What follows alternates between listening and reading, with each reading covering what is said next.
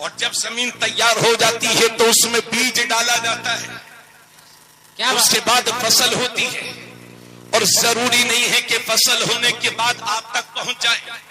पिछले अक्टूबर में क्या हुआ, पिछले साल सन 2021 के अक्टूबर में क्या हुआ, फसल धान की बिल्कुल तैयार थी, लेकिन ऐसा सैलाब आया कि बह गई।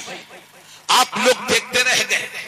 मतलब यह है कि शानदार जमीन हो और फिर उस पर फसल उगाई जाए और उस फसल को सैलाब से अल्लाह बचाता है, लेकिन फसल एक वजह से और भी बर्बाद हो जाती है।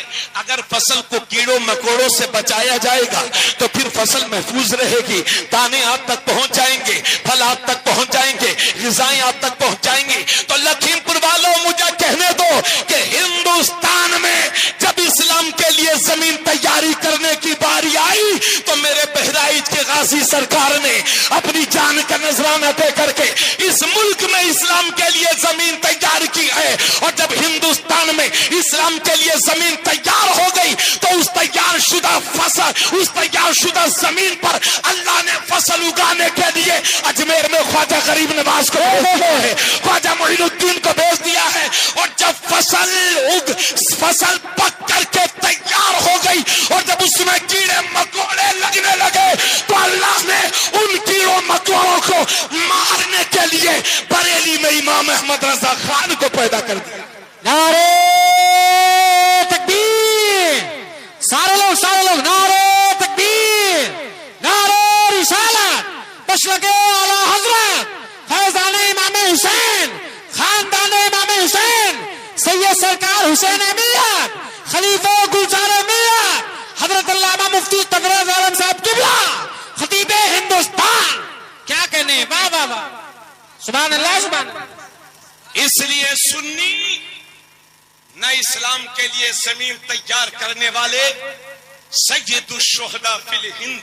वाह वाह वाह। अरे गाजी के पड़ोसी हो तो झूम के बोलो सुभान अल्लाह सुभान अल्लाह। इस्लाम के लिए जमीन तैयार करने वाले सैयदुना सालार मसूद गाजी को भी नहीं भूलेंगे और इस मुल्क में इस्लाम की फसल तैयार करने वाले ख्वाजा गरीब नवाज को भी नहीं भूलेंगे।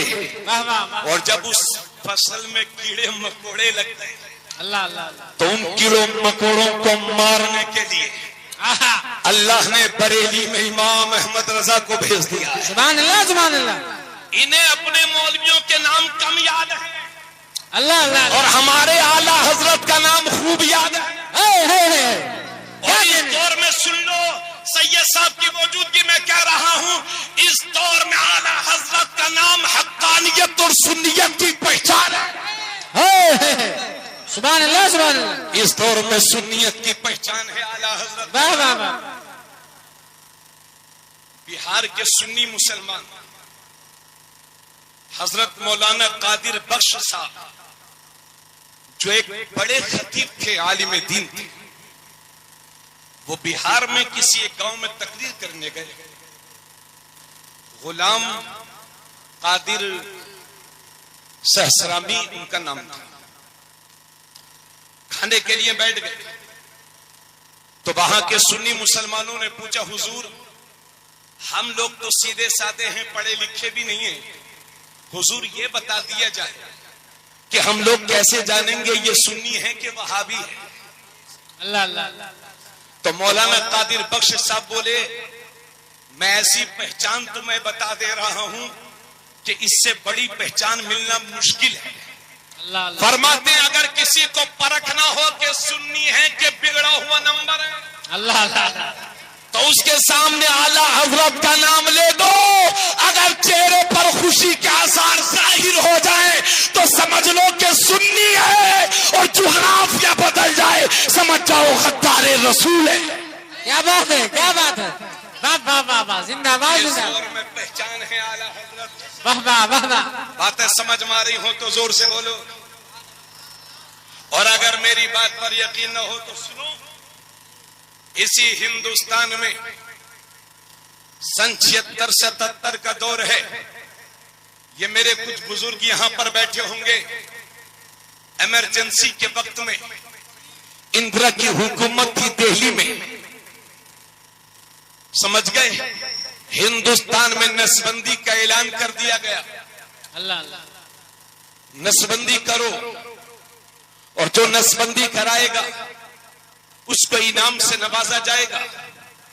जबकि कुरान और हदीस कहती है कि नसबंदी हराम है, हराम। नसबंदी कराना हराम है, ये भी आप जान लो। सन 76-77 का दौर है। बड़े से बड़े मौलवियों को और बड़े से बड़े लीडरान को जेल की सलाखों के पीछे डाला जा रहा है। उस नाजुक दौर में इंदिरा गांधी ने नसबंदी का हुक्म सादिर कर दिया। हजरात, तो पहले दारुल देवबंद वालों से फतवा लिया गया, चूंकि एशिया का बहुत बड़ा मदरसा उनकी जमात उसे कहती है वो, और इंदिरा भी खूब समझती थी कि हक किधर है। हजरात, देवबंद वालों से फतवा लिया गया। अल्लाह अल्लाह। देवबंद वालों से पूछा गया कि नसबंदी हराम है कि हलाल। तो कारी तैयब ने अपने मौलवियों से कहा जवाब लिखो। तो वहाबी मौलवियों ने लिखा कि नसबंदी हराम है, यानी जो कुरान कहता वही उन्होंने कहा। लेकिन जब ये खबर दिल्ली तक पहुंची, इंदिरा का डंडा हुआ गरम तो मुफ्ती उधर हुआ नरम। रात ही रात में फतवा बदल गया। अल्लाह अल्लाह अल्लाह। पूछो इन बुजुर्गों से, हमारे जो 70-80 साल की उम्र में है, इनसे पूछो जो 60-70 साल की उम्र में है। पहले तो इन लोगों ने नसबंदी की हुर्मत का फतवा दिया था, लेकिन रातों रात फतवा बदल गया। इनके कारी तैयब कहते हैं कि मैं उलमा से कहता हूं कि अब तक हुर्मत पर गौर किया था, अब हिल्लत पे गौर कर, अब हिल्लत पर गौर करना चाहिए। हजरात, हिंदुस्तान के सुन्नी मुसलमान परेशान हो गए। करें तो करें क्या, क्योंकि बड़ा नाजुक जमाना था। जो भी बोलता था उसको हुकूमत का बागी समझ करके उसको जेल की सलाखों में डाल दिया जाता था। हिंदुस्तान के मुसलमान परेशान हो गए कि ये मौलवियों के कलम कैसे बिक गए, इनके फतवे कैसे बदल गए। नसबंदी तो हराम है, लेकिन इन्होंने हलाल कैसे कह दिया। हिंदुस्तान के मुसलमान परेशान हो गए तो सबकी निगाह पहुंची आला हजरत के 80 साल बेटे मुफ्ती आजम की साथ पर। बरेली शरीफ में 80 साल की उम्र है हमारे मुफ्ती आजम की। बरेली शरीफ से फतवा लिया गया, वहां इस्तिफ्ता पहुंचा तो मुफ्ती आजम ने अपनी मुफ्तियों की टीम से फरमाया, ए मुफ्तियाने किराम, जो हक हो वही लिखना, और अगर हक लिखने पर इंडिया की गवर्नमेंट अगर हमें बागी कहती है तो हम ऐसी बगावत को बर्दाश्त करते हैं, हम ऐसी बगावत को मंजूर करते हैं। हमें दिल्ली की बगावत तो मंजूर है, लेकिन नबी की शरीयत की बगावत मंजूर नहीं है। मुफ्तियाने किराम, वही लिखना जो हक हो। तो बरेली शरीफ से फतवा सादिर हुआ कि नसबंदी हराम है, नसबंदी हराम है। देवबंद बोल रहा है नसबंदी हलाल, बरेली बोल रहा है नसबंदी हराम। जो कुरान और हदीस के आईन मुताबिक है। उत्तर प्रदेश की गवर्नमेंट के कान खड़े हो गए, दिल्ली तक हंगामा मच गया। दिल्ली से उत्तर प्रदेश के मुख्यमंत्री को हुक्म होता है कि बरेली के बड़े मौलवी साहब को फौरन गिरफ्तार कर लिया जाए। उत्तर प्रदेश के मुख्यमंत्री ने एक सर्वे कराया, खुफिया जायजा लिया कि हालात कैसे हैं। तो उस खुफिया टीम ने जो सर्वे किया और हालात का जायजा लिया, उत्तर प्रदेश के मुख्यमंत्री को बताया, अगर बरेली के बड़े मौलवी साहब को गिरफ्तार कर लिया गया तो हिंदुस्तान में ऐसा इंतशार बर्पा होगा कि संभाले नहीं संभल पाएगा। हजरात, मुख्यमंत्री भी अपनी हरकत से बाज आया, इंदिरा भी बाज आ गई, लेकिन हरकतें फिर भी जारी थी। एक दिन कुछ पुलिस वाले हिम्मत करके मुफ्ती आजम के पास पहुंच गए और कहने लगे, हुजूर, मुफ्ती आजम लेटे हुए थे, कहने लगे, हुजूर, देवबंद वालों ने तो पहले हुर्मत का फतवा दिया था, लेकिन अब उन्होंने भी हलाल कह दिया है, आप भी फतवा बदल दो, आप भी नसबंदी को हराम कह दो, तो आप भी नसबंदी को हलाल कह दो। तो आला हजरत का 80 साला शेर चारपाई पर उठ करके बैठ गए और फरमाया, जालिमो, तुम शरीयत बदलने की बात करते हो, अरे कान खोल के सुन लो, बरेली में शरीयत नहीं बदलती, अगर जरूरत पड़ती है तो हुकूमत बदल दी जाती है। नारे तकबीर, नारे रिसालत, नारे रिसालत, मसलके आला हजरत, पैगाम आला हजरत कॉन्फ्रेंस, बरेली का पैगाम, हुजूर मुफ्ती आज़म हिंद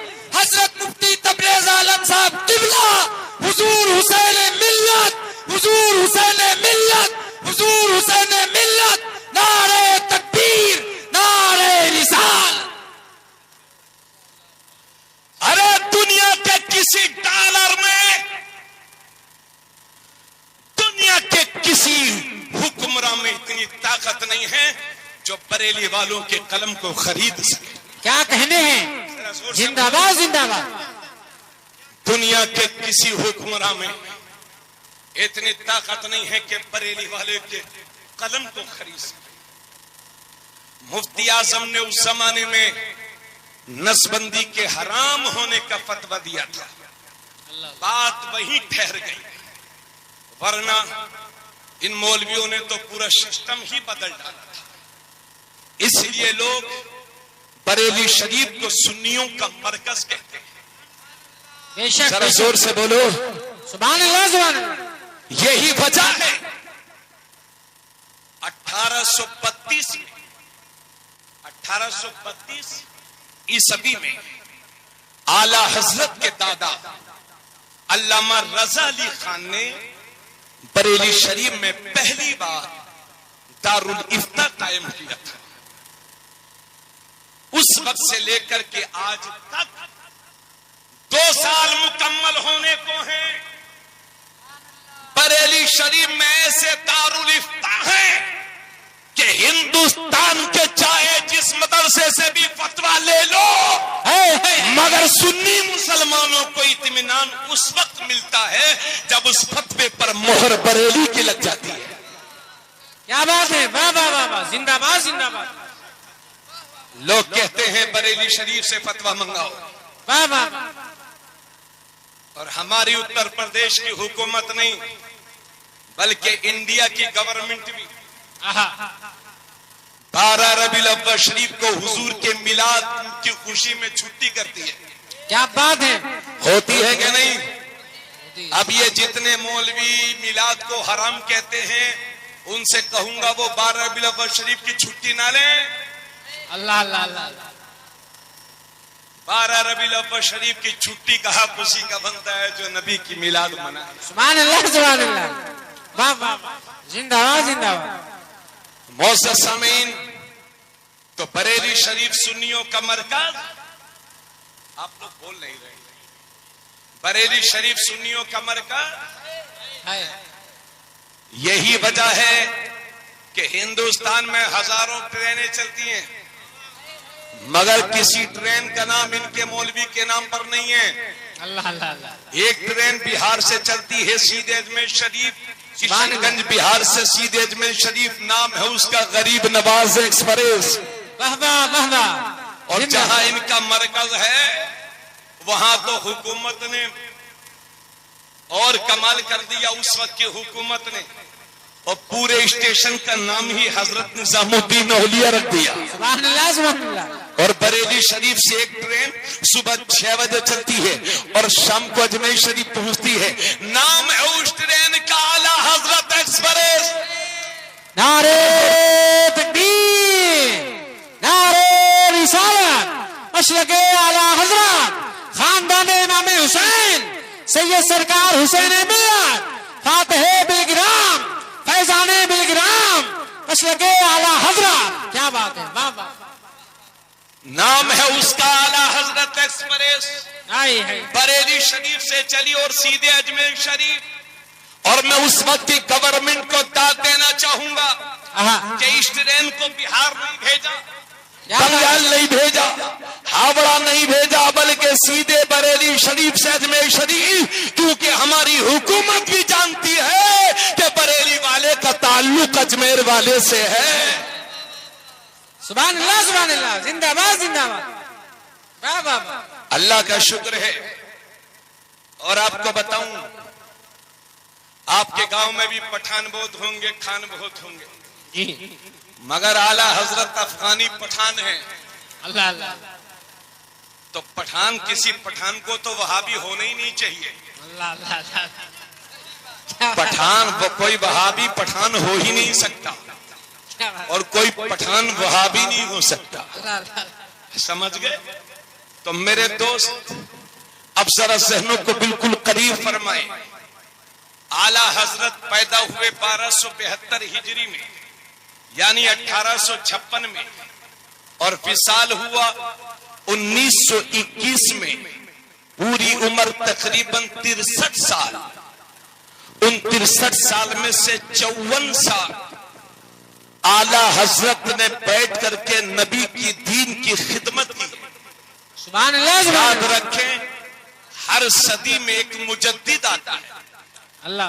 और हजरत हमारे मेहमान खुसूसी मखदूम मिल्लत मखदूमी सैयदी सरकार पीर तरीकत रहबर शरीयत हजरत मौलाना शाह सैयद मोहम्मद हुसैन मियां साहब की बिला जिस बिलग्राम शरीफ से तशरीफ लाए हैं, वहां कई मुजद्दिद आराम फरमा। सुभान अल्लाह, सुभान अल्लाह। वाह वाह वाह। वहां एक नहीं, नारे तकबीर, नारे रिसालत, मशरक़े आला हजरत, खानदाने इमाम हुसैन, फैज़ाने बिलग्राम, फातहे बिलग्राम, क्या कहने। वाह वाह। आप हजरत परेशान नहीं होंगे। अभी मसला के आला हजरत, ओरिजिनल मसला के आला हजरत क्या है वो पेश करने जा रहा हूं। सुबह को ये मत कहना, आधा जलसा छोड़ के ये मत कहना कि मौलाना साहब ने ये बात नहीं बताई, वो बात नहीं बताई। तकरीर पूरी सुन के जाना, इंशाल्लाह मुफीद साबित होगी। तो 14वीं सदी के मुजद्दिद हैं आला हजरत, और इस पर सुन्नी उलमा का इत्तिफाक है। सुन्नी उलमा का इत्तिफाक है। और मौजूद समीन, उन्होंने 4 साल की उम्र में नाजरा मुकम्मल कर लिया। 8 साल की उम्र में हिदायतुन नूह जो अरबी की किताब है, अरबी ग्रामर की किताब अरबी में है, उसकी शरह लिख डाली। 14 साल की उम्र में पहला फतवा दे दिया। और 22 साल की उम्र में जब वो मुरीद होने के लिए मारहरा शरीफ गए, तो आपके वालिद मोहतरम अल्लामा नकी अली खान अलैहि रहमत व रिजवान, वो भी बहुत बड़े आलिम दीन हैं, बाप और बेटे दोनों मारहरा शरीफ के जब स्टेशन पर उतरे, तो आप आला हजरत के पीर मुर्शिद हजरत अल्लामा सैयद आले रसूल अहमदी उस वक्त 80 साल की उम्र थी, और मारहरा शरीफ की मस्जिद में दक्कनी गोशे में बैठे हुए थे। बिनाई जा चुकी थी, 80 साल की उम्र है। आला हजरत मारहरा के स्टेशन पर उतरे तो फरमाते हैं, मुझे यहाँ से शेख कामिल की खुशबू आ रही है। सुभान अल्लाह। मुझे यहाँ से शेख कामिल की खुशबू आ रही है। आला हजरत अपने पीर मुर्शिद की दस्तबोसी करते हैं, और आपके वालिद मोहतरम भी दस्तबोसी करते हैं। 22 साल के नौजवान हैं आला हजरत, मुरीद होने के लिए गए हैं मारहरा शरीफ। तो आपके पीर मुर्शिद ने उसी वक्त उनको मुरीद किया, और उसी वक्त सारे सिलसिलों की खिलाफत से आपको और आपके वालिद मोहतरम को नवाज दिया। तो महफिल में हजरत अबुल हुसैन सैयद अबुल हुसैन नूरी मियां तशरीफ फरमा थे। उन्होंने अर्ज किया, हुजूर आप तो जल्दी किसी को मुरीद भी नहीं करते, लेकिन ये 22 साल का नौजवान आज ही आया है, आज ही मुरीद हुआ, और आज ही अपने तमाम खिलाफतों से नवाज दिया।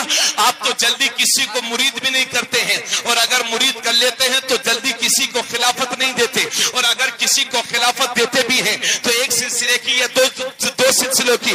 मगर ये नौजवान 22 साल का जो आया है, आज ही आया है, आज ही मुरीद हो गया, और आज ही सारे सिलसिलों की खिलाफत से आपने नवाज दिया। तो हजरत आले रसूल अहमदी फरमाते हैं, ये लोगों और लोग जो आते हैं तो मैले कुचैले दिल लेकर के आते हैं, उनके दिल को साफ करना पड़ता है। अहमद रजा आए हैं तो साफ दिल लेकर के आए हैं, इन्हें तो सिर्फ इत्तिसाले निस्बत की जरूरत थी।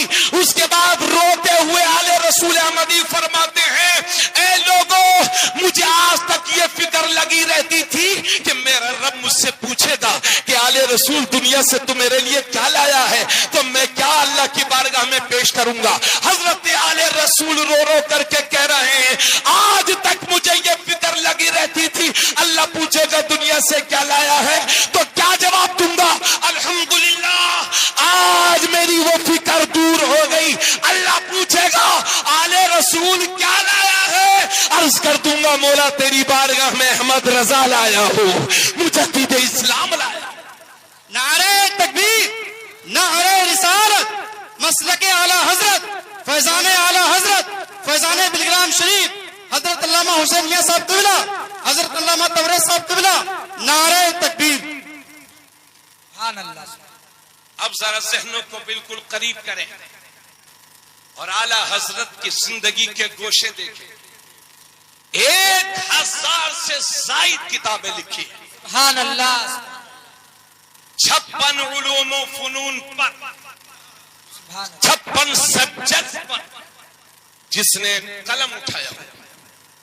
और एक बात और आपकी मालूमात के लिए बता दूं कि आला हजरत ने जो 1000 से ज़ायद किताबें लिखी हैं, उनमें अभी तक तकरीबन सिर्फ 400 छपी है। कितनी? आज जो पूरी दुनिया में आला हजरत को याद किया जा रहा है, ये बच्चे शोर शराबा बिल्कुल ना करें, चूंकि बहुत मुतबर्रक और मुकद्दस वक्त है। सब लोग माशाल्लाह बड़ी बेदारी से सुने, सब लोग बैठ जाए। 400 किताबें छपी हैं। कितनी? 400। उन 400 किताबों का ये जलवा है कि गांव गांव में मसलक आला हजरत जिंदाबाद। सुभान अल्लाह। गांव गांव में मसलक 1000 से ज़ायद किताबें लिखी। आला हजरत की जिंदगी को जब टोटल किया गया उनकी किताबों के एतबार से, तो एक दिन में 63 या 4 पेज यानी 64 सफ़हा आला हजरत रोजाना लिखा करते थे। सुभान अल्लाह। कितने? 64 सफ़े रोजाना लिखते थे। समझ गए? लेकिन लोगों को समझ में नहीं आ रहा है। ये पूछ रहे हैं फोन करके कि आला हजरत वली थे कि नहीं, आला हजरत वली थे कि नहीं। ये पीला नीला जुब्बा पहन लिया, एक छड़ी ले ली, हाथ में 10 अंगूठी पहन ली कि ये बैंगन शाह हैं, ये पकौड़ी शाह हैं, ये लंगड़े शाह हैं, ये लूले शाह। तरीकत का भी मजाक उड़ा रखा है इन मक्कार पीरों ने, पैरों ने, मक्कार पैरों ने। उनको हमारी कौम कहती है साहब ये वली है, 2-2 हाथ लंबे बाल कर लिए, साहब ये वली है। हैरत है आपकी सोच पर। जिसको पूरी नमाज याद ना हो वो वली हो, और जिस आला हजरत ने पूरे कुरान का तर्जमा कर दिया हो वो वली ना हो। क्या कहने हैं? जिंदाबाद जिंदाबाद। नारे तकबीर, बोलिए नारे रिसालत। मसलके आला हजरत खानदाने इमाम हुसैन सैयद सरकार हुसैन अहमद फैजाने आला हजरत शाने आला हजरत। क्या बात है, वाह वाह, जिंदाबाद।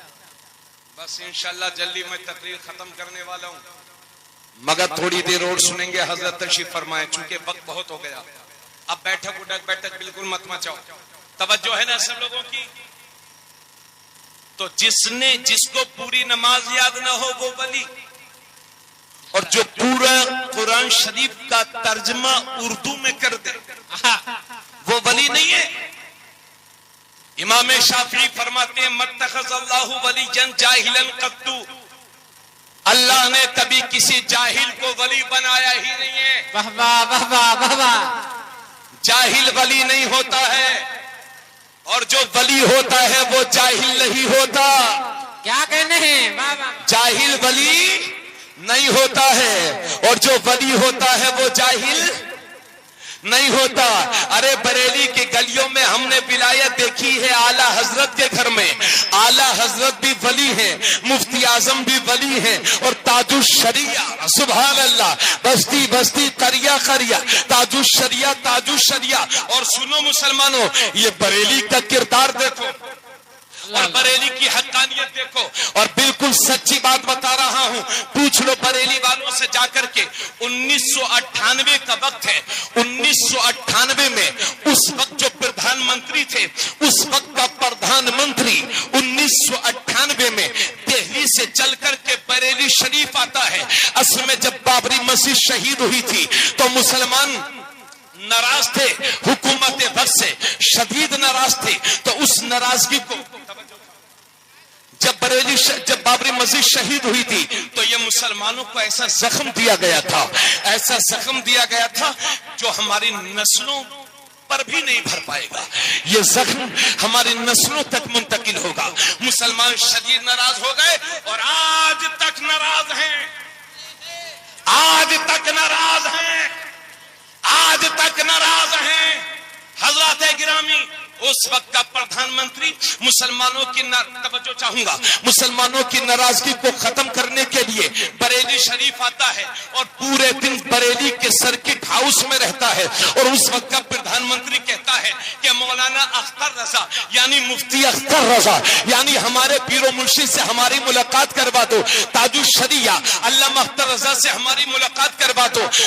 उस वक्त का वजीर आजम बरेली शरीफ की सर्किट हाउस में है और ख्वाहिश ये है कि मौलाना अख्तर रजा साहब से मेरी मुलाकात हो जाए, मगर ताजुश शरिया ने अपने घर के दरवाजे को वजीर आजम के लिए बंद कर दिया, प्रधानमंत्री के लिए बंद कर दिया। पूरा प्रशासन और बड़े बड़े अधिकारी जोर लगाए हुए हैं चंद लम्हों के लिए ही ताजुश शरिया वजीर आजम से देश के प्रधानमंत्री से मुलाकात कर ले, लेकिन ताजुश शरिया राजी नहीं हुए देश के प्रधानमंत्री से मुलाकात करने के लिए। अब सुन लो, जब ज्यादा दबाव ताजुश शरिया पर पड़ा कि मुलाकात कर लो प्रधानमंत्री से, तो ताजुश शरिया जलाल में फरमाते हैं अख्तर रजा इस प्रधानमंत्री से मुलाकात नहीं करेगा क्योंकि इसके हाथ बाबरी मस्जिद की शहादत में मुलविस है। नारे तकबीर, नारे रिसालत, बस्ती बस्ती करिया करिया, बस्ती बस्ती करिया करिया, बस्ती बस्ती करिया करिया, बस्ती बस्ती करिया करिया।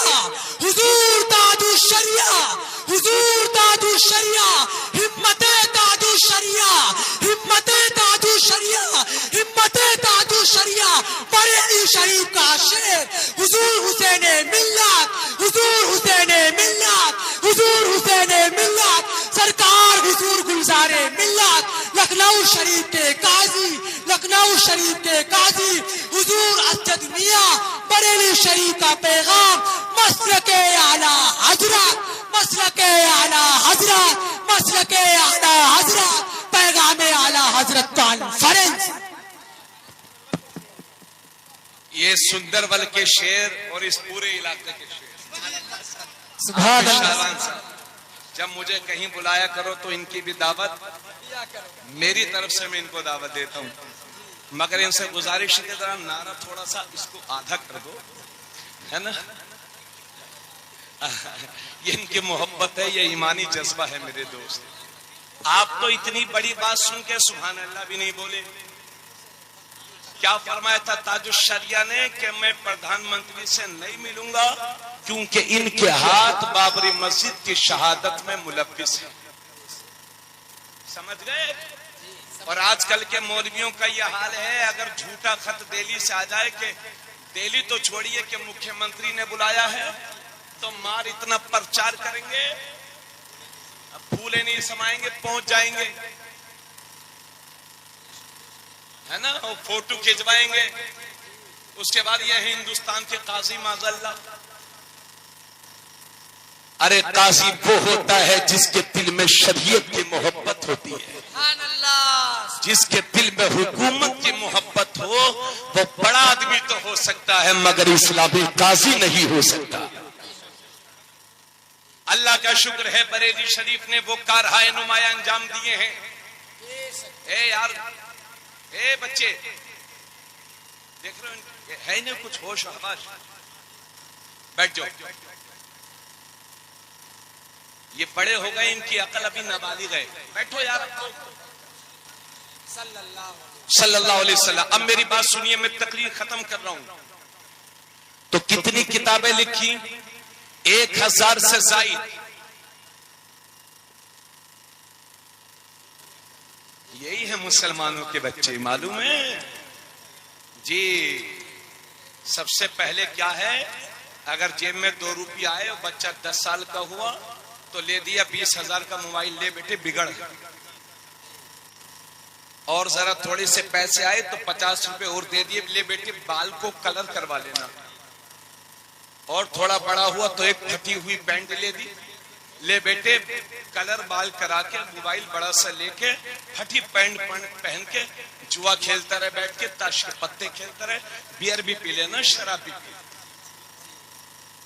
इसी में मस्त है मुसलमानों के बच्चे। में अल्लाह मुझे माफ करे, मैं ये इल्जाम नहीं लगा रहा हूं, मगर ये हकीकत है। मैं आला हजरत की बात इसलिए सुना रहा था कि 1400 साल की उम्र में उन्होंने किताब लिखी और हम 1400 साल की उम्र में किताब पढ़ने के लायक नहीं। अब सुनो एक वाकया मजेदार, ये इस्लाही पहलू है, जरा गौर फरमाएं। आला हजरत हर नमाज जमात के साथ मस्जिद में पढ़ते थे। सुभान अल्लाह, सुभान अल्लाह। हर नमाज जमात के साथ मस्जिद में पढ़ते थे। इसलिए मसलक के आला हजरत ये है कि 5 वक्त की नमाज जमात के साथ मस्जिद में अदा करो। सुभान अल्लाह। आला हजरत के मिजाज में हरारत थी, लेकिन फिर भी अमामा शरीफ पहन करके नमाज पढ़ते थे। किसी को कोई चीज देते थे तो दाहिने हाथ से देते थे। अगर कोई बायां हाथ बढ़ाता तो आला हजरत हाथ को खींच लेते और फरमाते दाहिने हाथ से लो, क्योंकि बाएं हाथ से लेना ये शैतान का काम है। हत्ता के आला हजरत 786 भी लिखते थे तो पहले 7, उसके बाद 6, उसके बाद 8, उसके बाद 6 ऐसे नहीं लिखते थे, बल्कि दाहिनी तरफ से पहले 6 लिखते थे, फिर 8 लिखते थे, फिर 7 लिखते थे। क्योंकि हदीस शरीफ में है अल्लाह को दाहिना पसंद है। हत्ता के कंघी करो तो दाहिनी तरफ से, जूता पहनो तो दाईं तरफ। तो ये आला हजरत के मामूली जिंदगी के मामूलात थे। और सुनिए, आला हजरत की उम्र तकरीबन 3.5 साल थी। कितनी? इसको गौर से सुनो, सब तवज्जो से। कितनी उम्र थी? 3.5 साल। एक दिन आप अपने घर से बाहर तशरीफ ले गए और नीचा कुर्ता पहने हुए थे। अंदर जो बच्चे पहनते नेकर, या क्या बोलते उसको, नेकर वगैरह अंदर नहीं था। छोटे बच्चे कभी कभार इस हालत में निकल जाते हो, और अल्लाह की शान। 3.5 साल की उम्र में नीचे कुर्ता पहन करके बाहर तशरीफ ले गए और बाहर से घर आ रहे थे। इतनी देर में क्या देखते हैं कि एक गाड़ी पर कुछ तवाइफ बैठ करके किसी बड़े रईस आदमी के घर प्रोग्राम में जा रही थी, नाच गाना करने। तवाइफ। आला हजरत ने जब तवाइफ को देखा तो अपना कुर्ता ऊपर को उठाया और अपनी आंखों पे लगा लिया। अब आप समझ सकते हो, कुर्ता जब नीचे का कुर्ता जब आंखों पे आ जाएगा तो जाहिर सी बात है निचला हिस्सा तो खुल जाएगा। और आला हजरत ने अपनी आंखों को छुपा लिया, यानी आंखें ढक ली, उनको नहीं देखा। छोटे से बच्चे की इस बात पर वो तवाइफ हंसने लगी और कहा, मियां शहजादे, है ना, तुमने आंखें तो छुपा ली लेकिन सतर खोल दिया। ये मुहज्जब जुमले हैं, बाकी उसने जो कहा होगा, है ना। मतलब यह है कि जो दिखाने का था, जो छुपाने का था, उसे दिखा रहे हो, और जो दिखाने की थी उन्हें छुपा रहे हो, माज़अल्लाह। लेकिन 3.5 साल के बच्चे ही तो थे। आला हजरत ने कुर्ता उठाया, अपनी आंखों पर रखा। ये भी अल्लाह के हुक्म से सब हुआ। मसलिहत खुदामंदी यही थी। वो हंसने लगी तो आला हजरत से कहने लगी, जो छुपाना, जो तुमने सतर को खोल दिया है, आंखों को छुपा लिया। तो आला हजरत फरमाते हैं, हाँ हाँ, मैंने जानबूझ के किया और ये सही है, क्योंकि जब आंखें बहकती हैं तब दिल बहकता है, और जब दिल बहकता है तो सतर बहकता है।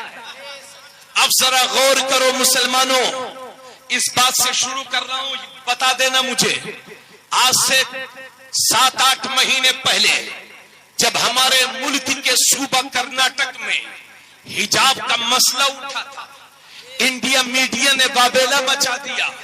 कर्नाटक के बड़े बड़े स्कूल के गेट पर नो एंट्री के बोर्ड लगा दिए गए, यानी हिजाब पहनने वाली, बुर्का पहनने वाली बेटियां हमारे स्कूल में दाखिल नहीं हो सकती। और इंडिया की मीडिया, जिसे हम गोदी मीडिया कहते हैं, उसने बाबेला मचा दिया कि बताओ ये हिजाब जो है ये मुसलमानों का आपसी कल्चर है। कुरान में हिजाब कहीं नहीं आया है, कुरान में, हदीस में हिजाब कहीं नहीं आया है। ये इंडिया की मीडिया पूछ रही थी, आज तक पूछ रही है। तो मैं इस बहरी गुंगी मीडिया को बताना चाहता हूँ कि लफ्ज़ हिजाब कुरान में 7 बार आया है। सुभान अल्लाह। कितनी बार? 7 बार आया। 7 बार। अब मुसलमानों जरा सीने पे हाथ धर के बताना कि जब हमारे खिलाफ साजिशें हो रही थी, हमारी बेटियों के लिए स्कूल के गेट बंद किए जा रहे थे, जब हिजाब के खिलाफ बकवास हो रही थी, तो मुसलमान कहते थे कि बताओ हमारे साथ नाइंसाफी हो रही है, हमारी बेटियों को हिजाब नहीं पहनने दे रहे हैं, हमारी बेटियों को बुर्का नहीं पहनने दे रहे हैं, और हाई कोर्ट भी हमारे खिलाफ जा रहा है। इस तरह का रोना हम रो रहे थे ना? बोलो, सही बात है ना?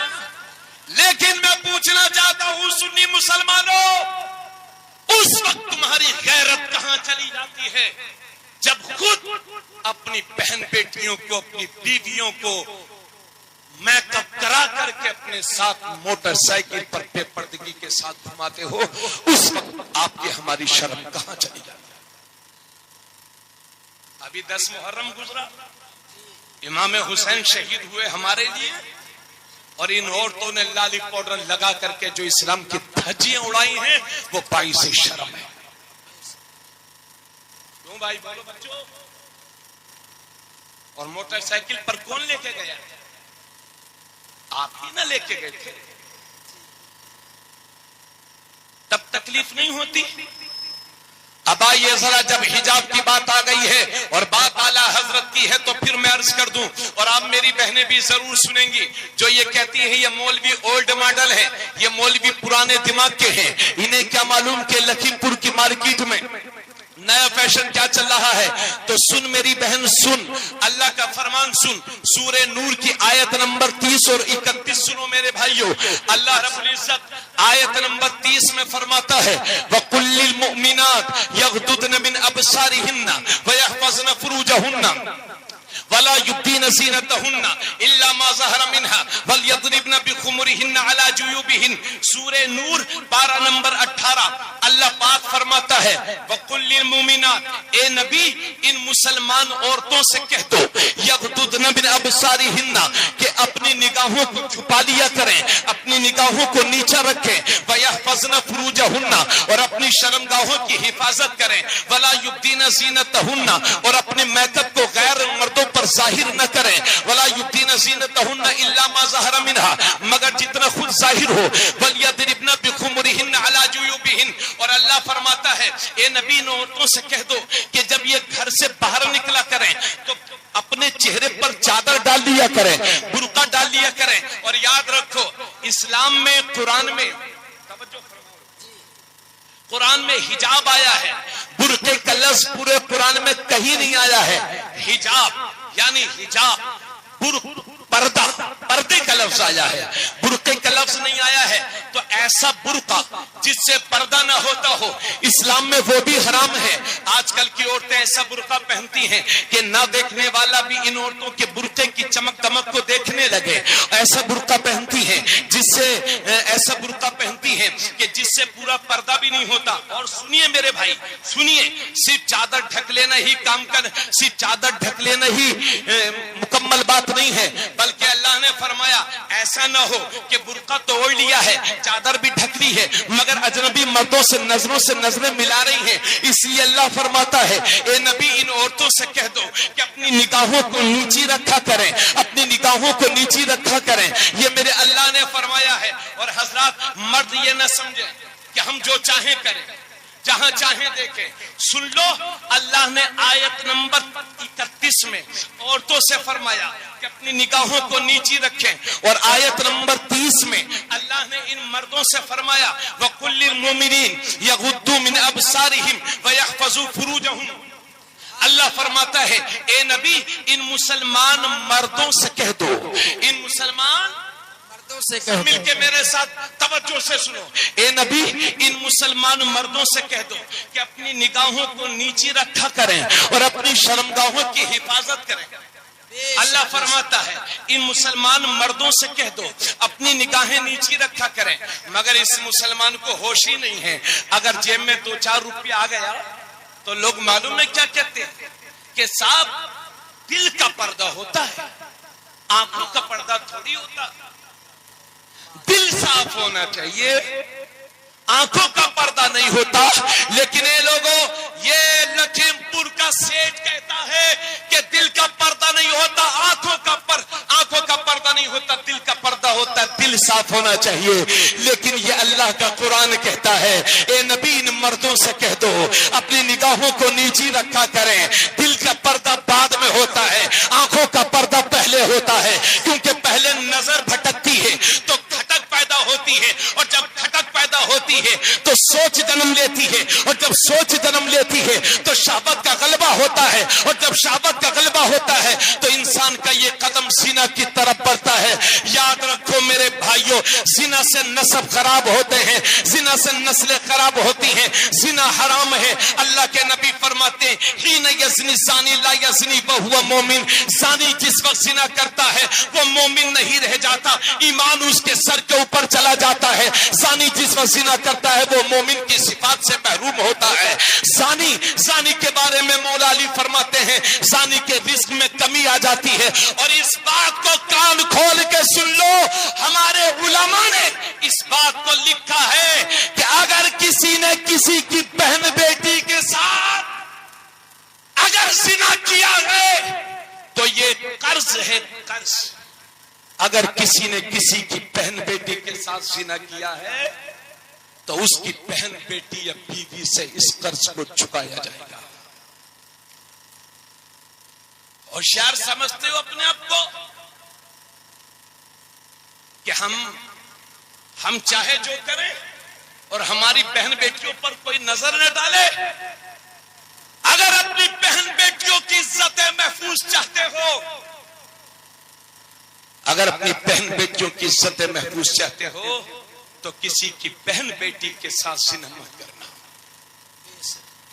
हमें जिना तो दूर की बात है, किसी अजनबी औरत की तरफ निगाह उठा करके मत देखना। इस्लाम में अजनबी औरत की तरफ निगाह उठा करके देखना हराम है। सुन लो, चाहे वो हिंदू की लड़की हो, चाहे मुसलमान की लड़की हो, चाहे सिख की लड़की हो, चाहे दुनिया के किसी भी बिरादरी, किसी भी कास्ट और किसी भी मुल्क की लड़की हो, अगर वो तुम्हारी बीवी नहीं है, बहन नहीं है, यानी वो औरतें के जिनसे पर्दा नहीं है, उनके अलावा अजनबी औरत है, तो उससे निगाहों को छुपा लो, पर्दा कर लो। तुम होश में नहीं हो क्या? इसी उत्तर प्रदेश में जिसमें हम जी रहे हैं, उत्तर प्रदेश का जुग्राफियाई एतबार से सबसे बड़ा सिरा है लखीमपुर। इसी लखीमपुर बैठने वाली मेरी सुन्नी कौम सुनो, इसी उत्तर प्रदेश में लव जिहाद कानून बना है, लव जिहाद का।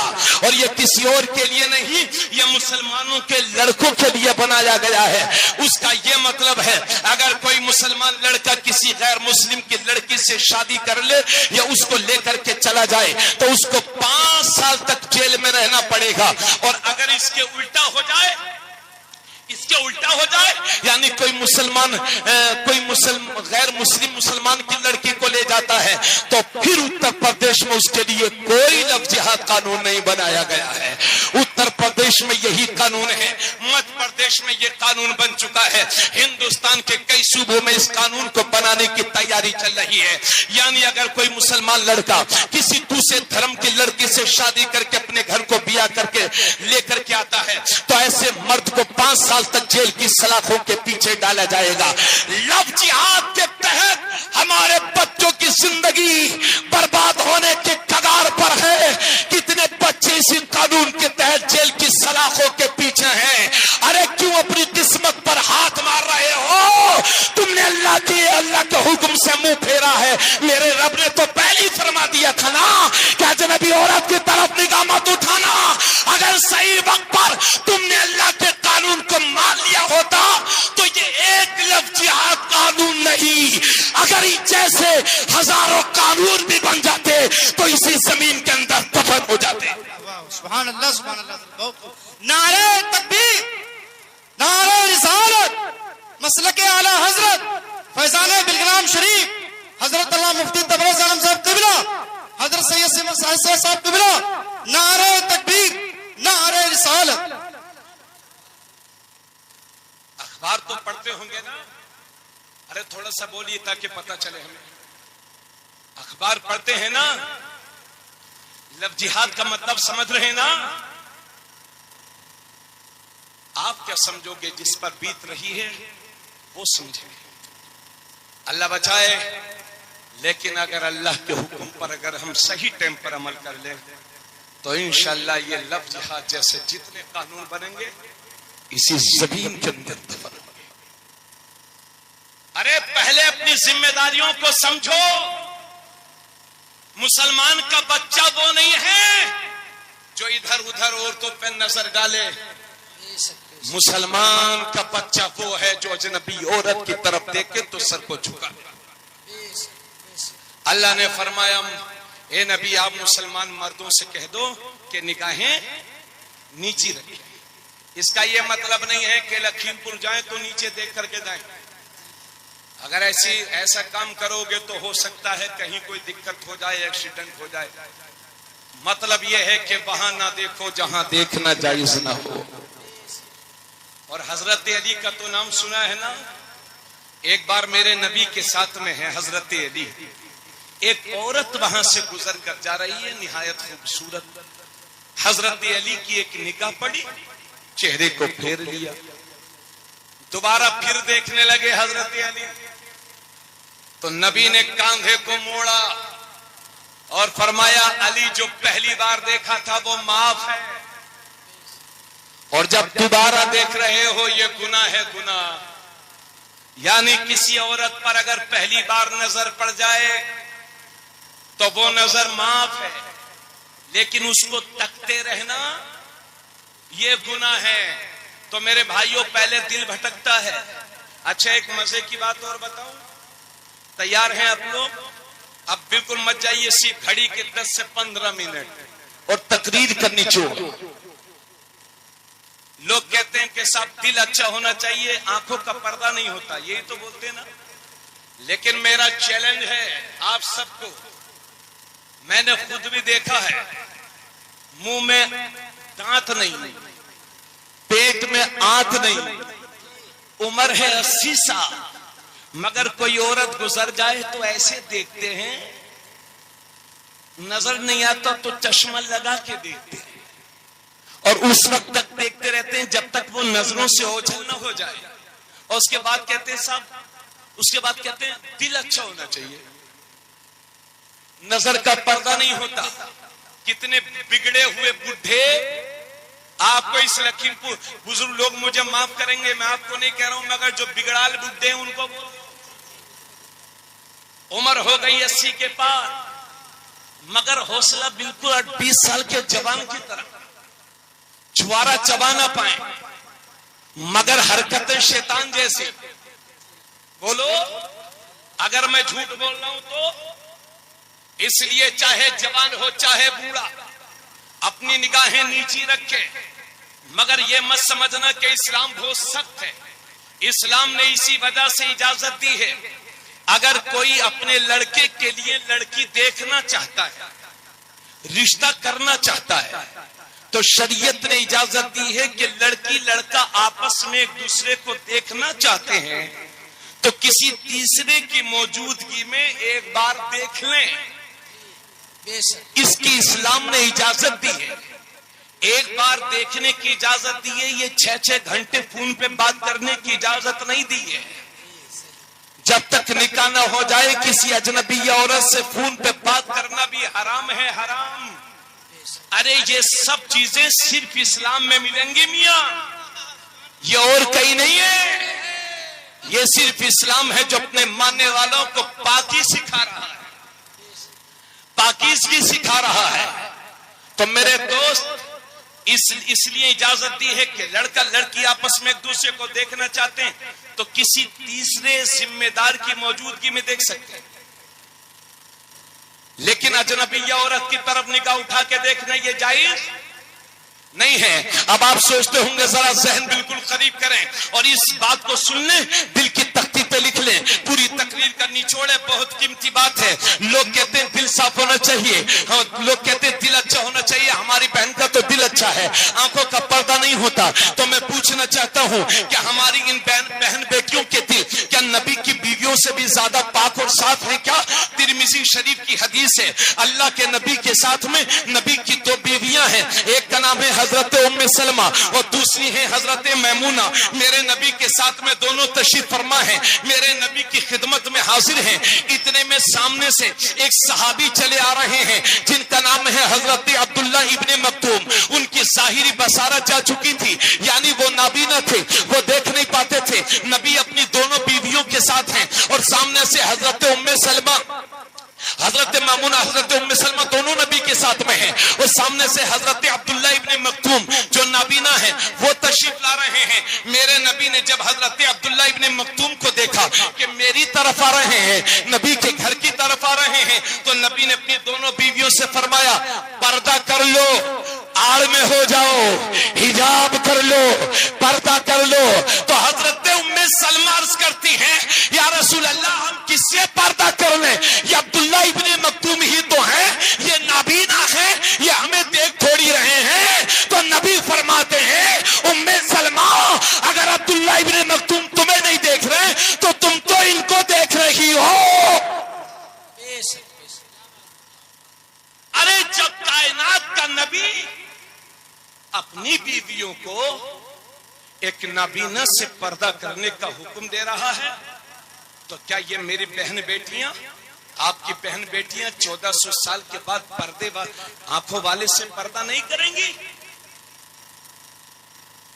क्या नबी की बीवियों से भी ज्यादा साफ दिल थे कि आपकी बेटियों के, हमारी बहनों के?